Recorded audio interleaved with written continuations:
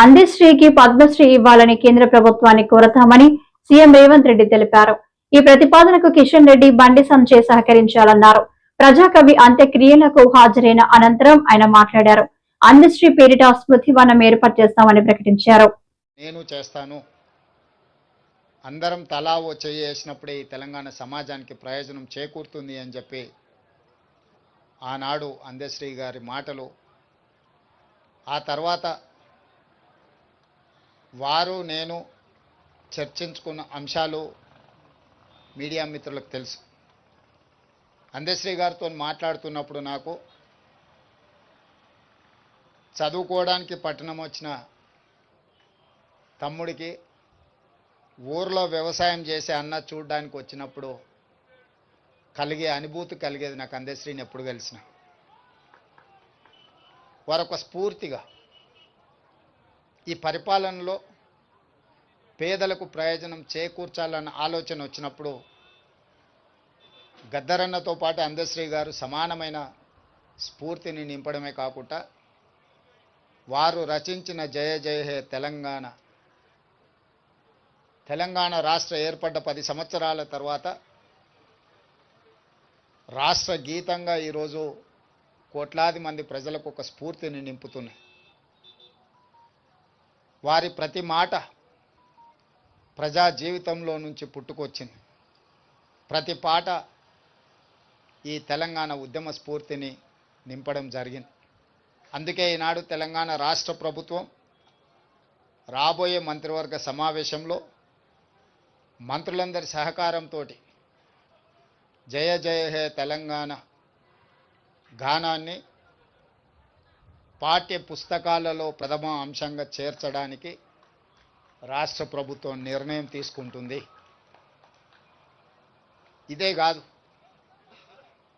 ఈనాడు ఈ స్మృతి వనం ఉద్యమకారులకు, గాయకులకు, కవులకు ఈ తెలంగాణ సమాజం, తెలంగాణ సంస్కృతి సముచితమైన స్థానాన్ని ఇస్తుంది, స్ఫూర్తిని నింపుతుంది అని తెలియజేయడమే కాకుండా వారి కుటుంబంలో ఒకరికి ప్రభుత్వ ఉద్యోగంలో అవకాశం కల్పించడానికి మా ప్రభుత్వం నిర్ణయం తీసుకుంటుంది. ఎందుకంటే జీవితాంతం నిస్వార్థంగా సర్వం ఒడ్డి తన రక్తాన్ని చెమటగా మార్చి తన గళాన్ని ఈ తెలంగాణకే అంకితం చేసి, అలాంటి కుటుంబం ఆర్థికంగా ఎన్ని సమస్యలు ఎదుర్కొంటుందో నాకు తెలుసు.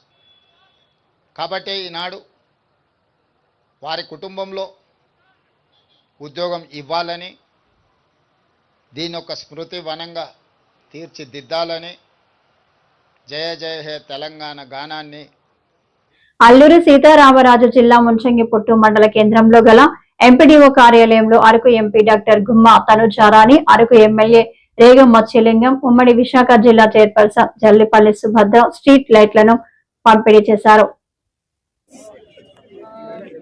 ఈ ఎంపీ ల్యాడ్స్ మొదటి విడతగా ఎంపీ ల్యాడ్స్ నుంచి ప్రతి ఒక్క అరకు పాడేరు నియోజకవర్గాల్లోని ప్రతి ఒక్క మండలానికి 14 నుండి 15 లక్షల చొప్పున ఈ స్ట్రీట్ లైట్ 250 నుండి 280 స్ట్రీట్ లైట్స్ డిస్ట్రిబ్యూషన్ జరిగింది.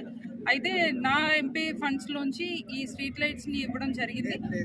అయితే ఎక్కడైతే మరీ ముఖ్యంగా ఈ స్ట్రీట్ లైట్స్ మీదే ఎందుకు ఫస్ట్ ఎంపీ లైట్స్ ఎందుకు ఇస్తున్నామని అంటే, నేను ఎలక్షన్ టైంలో తిరిగే టైంలోని ప్రతి ఒక్క విలేజెస్కి వెళ్ళినప్పుడు కూడా అక్కడ బేసిక్గా మనకి ఈ స్ట్రీట్ లైట్స్ కానీ త్రాగునీటి గురించి కానీ అడగడం జరిగింది. సో దాన్ని కన్సిడర్ చేస్తూ మేము ఈరోజు నా ఫస్ట్ ఇయర్లో ఉన్న ఫండ్ని ఈ స్ట్రీట్ లైట్స్కి ఇవ్వడం జరిగింది. దాంట్లో భాగంగా ఈరోజు ముంచంగిపుట్టు మండలం రావడం జరిగింది. మండలంలో గల అందరి నాయకుల సమక్షంలో ఈరోజు వీడియో కార్యాలయంలో ఈ లైట్ పంపిణీ చేయడం జరిగింది.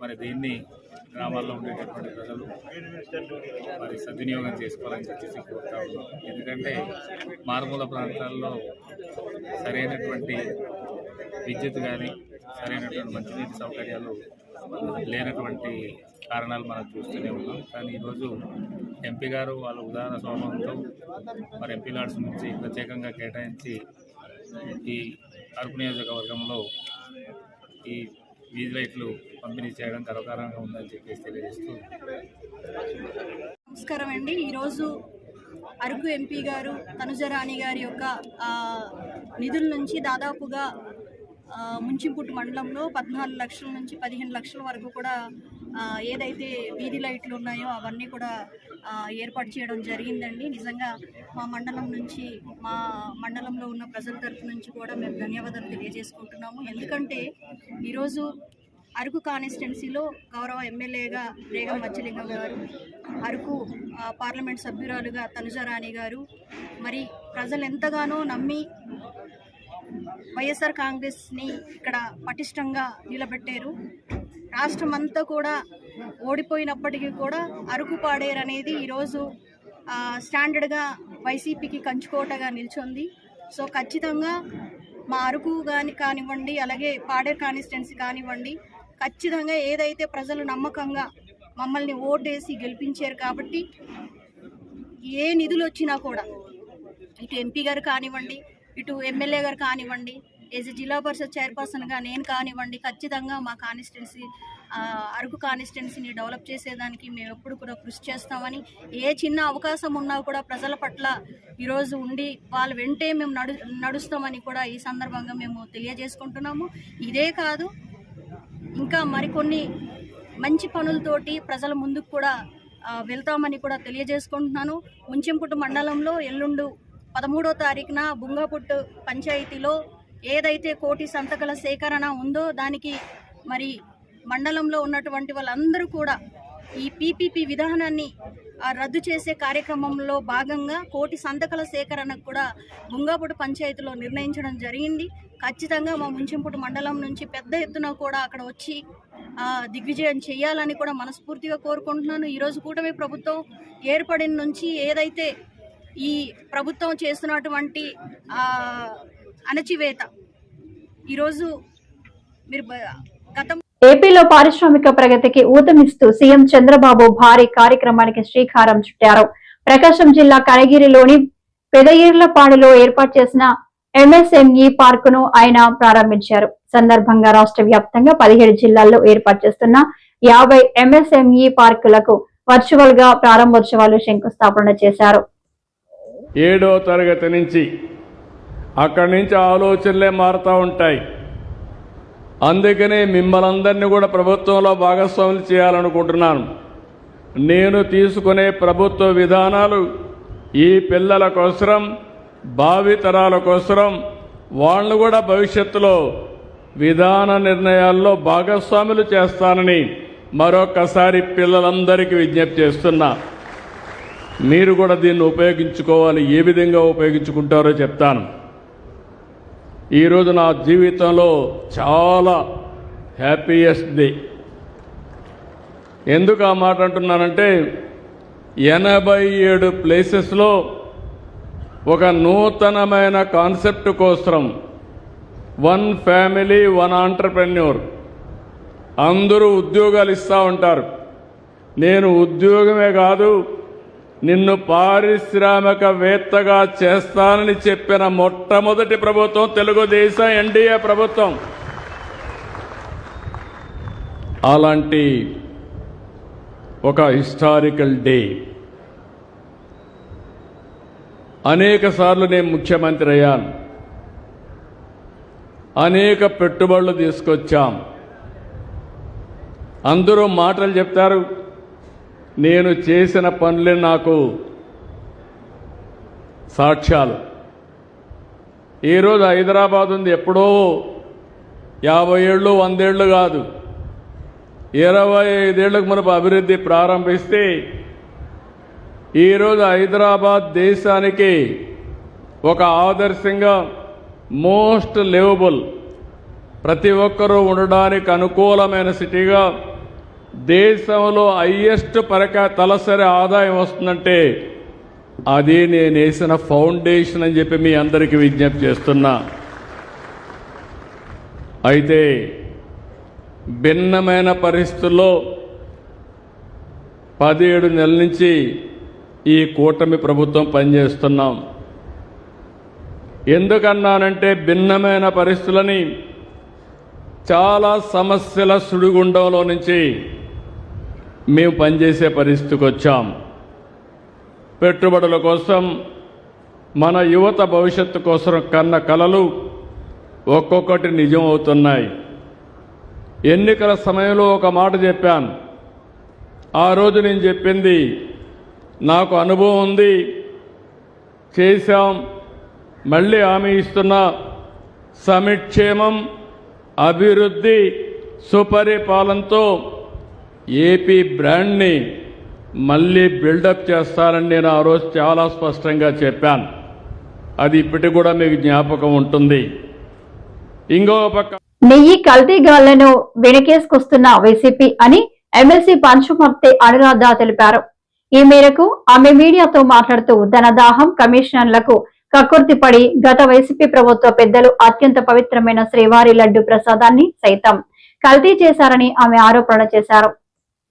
చిత్తుగా ఓడిన ఈ జగన్మోహన్ రెడ్డి 2019లో ఎక్కడ ఓడిపోతానో అనే భయంతో సానుభూతి కోసం సొంత బాబాయిని వివేకానందరెడ్డి హత్యని ఆసరాగా తీసుకొని అతని హత్య చేయించి దాన్ని ఒక ట్రంప్ కార్డు లాగా ఉపయోగించుకొని గెలిచిన ఈ జగన్మోహన్ రెడ్డి శాండ్ మాఫియానే కాదు, లిక్కర్ మాఫియానే కాదు, అక్రమ మైనింగే కాదు, అత్యాచారాలే కాదు, గంజాయే కాదు, ఇలాగ అనేక అక్రమ సంపాదన గడిస్తూ చివరికి దేవాలయాల్ని కూడా వదిలిపెట్టకుండా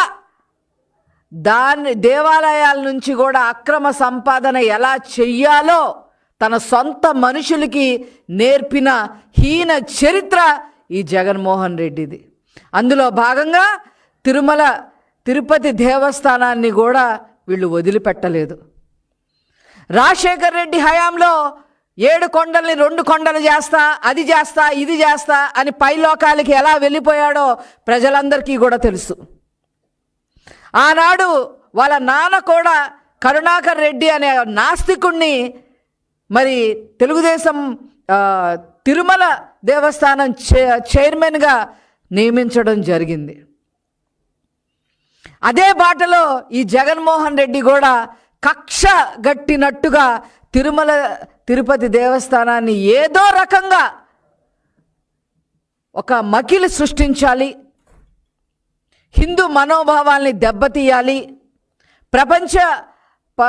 ప్రపంచవ్యాప్తంగా ఉన్న భక్తుల నమ్మకాన్ని మనం తీసి పక్కన పెట్టాలి, ఏ రకంగా చేయాలి అని చెప్పి ఒక కక్ష సాధింపుగా తిరుపతి దేవస్థానం మీద కూడా కక్ష కట్టారు. దానికి కూడా ఆధారాలు ఉన్నాయి. ఏనాడైతే మరి ఎకరాలు అమరావతిలో మరి టీటీడీ తరఫున వెంకటేశ్వర స్వామి ఆలయాన్ని నిర్మించాలి ఇన్ని ఎకరాల్లో అని ఆనాడు చంద్రబాబు నాయుడు గారు మరి పూనుకుంటే మరి దాన్ని కుదించేసిన వ్యక్తి ఈ జగన్మోహన్ రెడ్డి ముఖ్యమంత్రి స్థాయిలో ఉండి ఆనాడే అందరికీ కూడా అర్థమైంది ఇతనికి ఒక మతం, హిందూ మతం అంటే పడదు, దాని మీద కక్ష కట్టాడని చెప్పి అందరికీ అర్థమైపోయింది. అదేవిధంగా మరి ఏ మాత్రం వెంకటేశ్వర స్వామిని కొలవని వైవి సుబ్బారెడ్డిని, కరుణాకర్ రెడ్డిని చైర్మన్గా చేసి వాళ్ళని ఏ రకంగా ఉపయోగించాడో ఇప్పుడు నేను చెప్పదలుచుకున్నా. అందరికీ కూడా తెలిసిన విషయమే. అందరు ఏమంటున్నారు? మొట్టమొదటిగా లడ్డూలో కల్తీ నెయ్యి ఉంది, దీని నిగ్గు తేల్చాలి. గోపాలపట్నంలో వివాహిత ఆత్మహత్య కేసు నమోదు చేసి దర్యాప్తు చేస్తున్న పోలీసులు నా కూతుర్నే నా అల్లుడే హత్య చేశాడని శ్యామల తల్లిదండ్రుల ఆరోపణ. దేశం శెట్టి విజయ శ్యామల దేపాడ దిలీప్ శివకుమార్ తో గత సంవత్సరం డిసెంబర్ నెలలో వివాహమైంది. 10 గంటల వరకు నాకు భద్రాచలంలో నిలిచి మా చెల్లి నాతో 10 గంటల వరకు మాట్లాడింది. 1 గంటకి నాకు ఎస్ఐ గారి నుంచి, సిఐ గారి నుంచి ఫోన్, మీ చెల్లి చనిపోయింది. నేను నమ్మలేదు. ఎలా చనిపోతుంది ఎలాగంటే అప్పుడు మళ్ళీ మా చెల్లి నెంబర్ ఫోన్ చేస్తే మా బావ ఎత్తాడు. ఎక్కడ ఉన్నా అంటే స్టేషన్లో ఉన్నాను. మళ్ళీ వాళ్ళు వచ్చారు, వాళ్ళిద్దరు వచ్చారు. అందరికంటే ముందు ఇక్కడికి ఎలా వచ్చారు? వాళ్ళిద్దరు ఎవరు? వాళ్ళ పెద్ద వదిన ఎవరు రాలేదు. వాళ్ళిద్దరూ ఎలా వచ్చారు? ఆడే వచ్చారు. ఆలోచించారు. ఎవరు తింటారు? ఎలా తెలిసింది? ఒకవేళ చెప్తే ఆ అబ్బాయి ఫస్ట్ మాకు ఫోన్ చేయాలి కదా.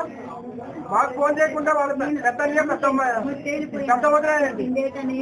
వాళ్ళ ముగ్గురు కలిసి చంపేశారని నాకు అనుమానం ఉందండి. వాళ్ళ ముగ్గురు కలిసి చంపేశారని అనుమానం ఉంది. వాళ్ళు ఆ ఫ్యామిలీతో ఒక 15 days బ్యాక్ అన్ని టూర్లు తిరిగారు. నోట్ చేసుకోండి. అన్ని తిరుపతి అవన్నీ తిరిగారు. అప్పుడు కూడా చెప్పలేదు మాకు. కానీ వాళ్ళందరూ వీళ్ళిద్దరూ ప్లస్ అంటే ఇప్పుడు మీ సిస్టర్ ఎప్పుడైనా మీకు ఫోన్ చేసి కట్నం కోసం కానీ భూమి కోసం కానీ హెరాస్మెంట్ చేస్తారని నేను చెప్పారా? నాకు డైరెక్ట్ గా అబ్బాయి చెప్తున్నారని చెప్పలేదు. కానీ మాట్లాడట్లేదు, దూరంగా వస్తాడు, ఇష్టంగా ఉండట్లేదు, ఆ విధంగా తెచ్చింది.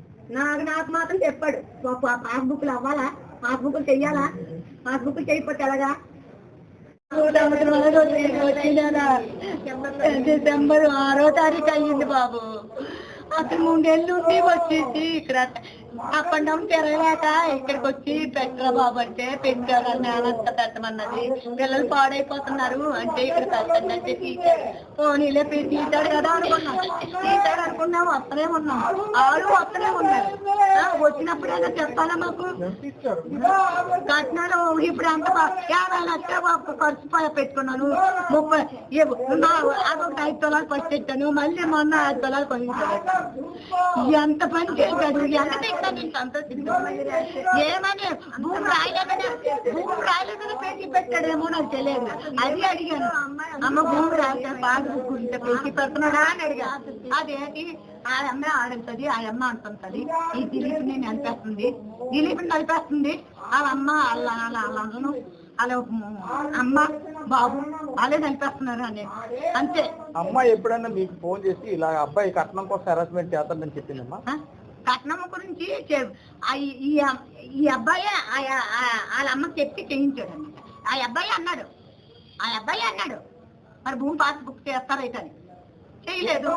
భూమి పాస్బుక్ చేద్దాం బాబు, కొంచెం టైం ఇవ్వాలా, చేస్తాము, టైం చెయ్యాలా. పాస్బుక్ ఎకరం రాసాం, అన్ని తీసాం. ఆ ఎకరం భూమి పాస్బుక్ మాత్రం అవుతుంది. మెడికల్ కాలేజీ ప్రైవేటీకరణకి వ్యతిరేకంగా రేపు 12వ తారీఖున కురుపాంలో ర్యాలీకి వైఎస్ఆర్ పార్టీ ప్రజలు పెద్ద ఎత్తున పాల్గొని విజయవంతం చేయాలని పిలుపు. పార్వతీపురం మన్యం జిల్లా గుమ్మలక్ష్మీపురం ఎండిఓ ఆఫీస్ ఆధ్వర్యంలో ఎంపీపీ దినమయ్య రేపు జరగబోయే మెడికల్ కాలేజ్ ప్రైవేటీకరణకు వ్యతిరేకంగా కురుపాంలో భారీ ర్యాలీ నిర్వహిస్తున్నారు. ర్యాలీకి ప్రతి ఒక్క వైసీపీ కుటుంబ సభ్యులు ప్రజలు పెద్ద ఎత్తున పాల్గొని జయప్రదం చేయాలని తెలియజేస్తూ కరపత్రం విడుదల చేశారు. ఈ కార్యక్రమంలో ఎంపీపీ దీనమయ్య, సర్పంచ్ సంఘం అధ్యక్షుడు బొత్తాడ గౌరీశంకర్రావు, ఎల్విన్పేట సర్పంచ్ స్రవంతి, వైసీపీ నాయకులు గోపాల్, గిరి, పార్టీ నాయకులు పాల్గొన్నారు. మెడికల్ కాలేజీల ప్రైవేటీకరణ కార్యక్రమం రేపు 12వ తేదీన రాష్ట్ర వ్యాప్తంగా మెడికల్ కాలేజీల ప్రైవేటీకరణకు వ్యతిరేకంగా వైఎస్ఆర్ కాంగ్రెస్ పార్టీ భారీ ర్యాలీ కార్యక్రమం చేపడుతుంది. వైఎస్ఆర్ కాంగ్రెస్ పార్టీ అధినేత శ్రీ జగన్మోహన్ రెడ్డి గారి పిలుపు మేరకు మా గుమ్మలక్ష్మీపురం మండలం నుంచి కురుపాం నియోజకవర్గ పరిధిలో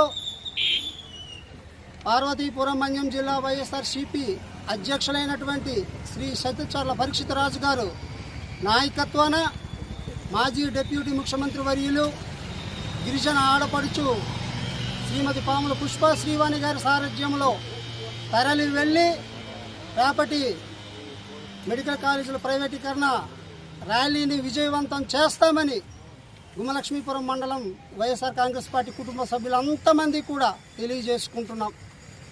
రేపటి కార్యక్రమాన్ని ఉద్దేశించి ఈరోజు మా గుమ్మలక్ష్మీపురం మండలంలో ఈ యొక్క మెడికల్ కాలేజీల ప్రైవేటీకరణకు నిరసనగా వాల్ పోస్టులను ఆవిష్కరణ చేయడం జరిగింది. జై జగన్ నాయకత్వం, శ్రీవాణమ్మ గారి నాయకత్వం, శ్రీవాణమ్మ గారి నాయకత్వం, పరీక్షితరాజు గారి నాయకత్వం, పరీక్షితరాజు గారి నాయకత్వం, పరీక్షితరాజు గారి నాయకత్వం. జై జగన్, జై జగన్. విశాఖ గాజువాక శ్రీ విశ్వ కళాశాల స్కాలర్షిప్ పరీక్ష ఉక్కు నగరంలో డిఏవి స్కూల్లో శ్రీ విశ్వ కళాశాల యాజమాన్యం నిర్వహించింది. గతంలో ఎన్నడూ లేని విధంగా భారీ సంఖ్యలో శ్రీ విశ్వ కళాశాల స్కాలర్షిప్ టెస్టులో పాల్గొన్నారు.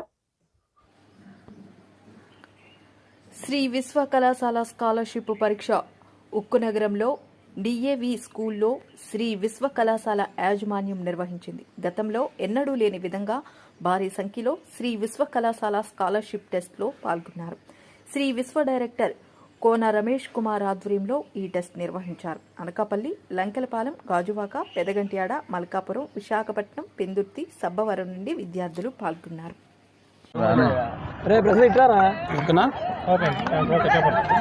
సో ఈరోజు జరిగే శ్రీ విశ్వ మెగా స్కాలర్షిప్ ఎగ్జామ్ డిఏవిసి పబ్లిక్ స్కూల్లో గ్రాండ్ సక్సెస్ అయింది. మనం అనుకున్న 1000 మెంబర్స్ అనుకున్నాం. ఈ 1000 మెంబర్స్ కాకుండా 1200 మెంబర్స్ వచ్చారు. స్కూలు కాలేజీ కలిపి చాలా గ్రాండ్ సక్సెస్ అయింది. ఇదంతా ఒక టీం వర్క్గా జరిగింది. శ్రీ విశ్వ 2019లో వైజాగ్లో 3 బ్రాంచులతో స్టార్ట్ అయ్యి ఈరోజు 26 బ్రాంచులతో ప్రపంచం సృష్టిస్తుంది వైజాగ్లో. అలాగే ఈ సంవత్సరం 2026-27 ఇయర్కి మన కూరనపాలెంలో కూడా స్కూలు కాలేజీ 4th క్లాస్ నుంచి 9th క్లాస్ వరకు స్కూలు, అలాగే ఇంటర్మీడియట్ ఫస్ట్ ఇయర్ కూడా అడ్మిషన్ తీసుకోవడానికి ఈరోజు జరిగే మెగా స్కాలర్షిప్ టెస్ట్ అనేది జరిపాం. దీనికి ఎవ్రీ ఇయర్ కంప్లీట్గా ఈ డిఏవి సెంటర్లో పెడతాం. అలాగే ఈ సంవత్సరం లాస్ట్ ఇయర్ 750 మంది రాశారు. ఈ సంవత్సరం 1200 మంది రాశారు. ఈ ఎగ్జామ్ ఏంటంటే కంప్లీట్గా మెరిట్ ఓరియంటెడ్గా ఉంటుంది. దీన్ని స్టూడెంట్స్కి చాలా యూస్ఫుల్ జరుగుతుంది. ఎలా అంటే మన ఎగ్జామ్లో కంప్లీట్గా 240కి పేపర్ ఉంటుంది. ఈ 240లో మ్యాక్సిమం 180-190 మార్క్స్ వచ్చే వాళ్ళకి 100% కన్సెషన్ ఉంటుంది. అలాగే 50% కన్సెషన్, 25% కన్సెషన్ ఉండి చాలా జెన్యూన్గా మనం రిజల్ట్ ఇచ్చి పేరెంట్ని కౌన్సిలింగ్ చేసి పిల్లడి యొక్క లైఫ్ని 100% శ్రీ విశ్వాలో పెడితే బెనిఫిట్ ఏంటి ఉంటుంది అనేది ఎక్స్ప్లెయిన్ చేస్తాం. ఎందుకంటే గత 5 ఇయర్స్లో 650